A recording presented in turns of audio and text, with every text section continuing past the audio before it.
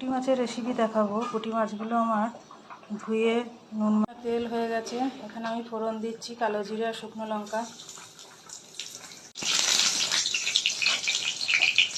পেঁয়াজটা দিয়ে দিলাম, কুচনো পেঁয়াজ।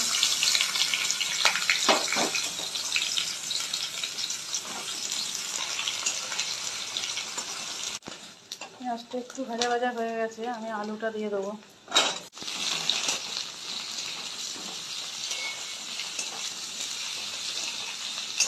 ভাজা হয়ে গেছে, এবার টমেটো দিয়ে দেবো।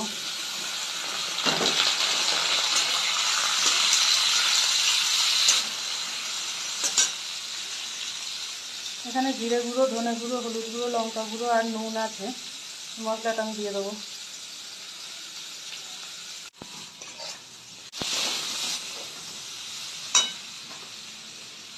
জল দিয়ে দেবো। জল দিয়ে দিলাম, আলুগুলো সেদ্ধ হবে। আমার আলুগুলো সেদ্ধ হয়ে গেছে।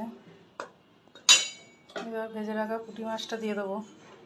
এরপরে একটু চিনি দিয়ে দিলাম, আর একটু দেবো সর্ষে পোস্ত আর একটা লঙ্কা বাটা।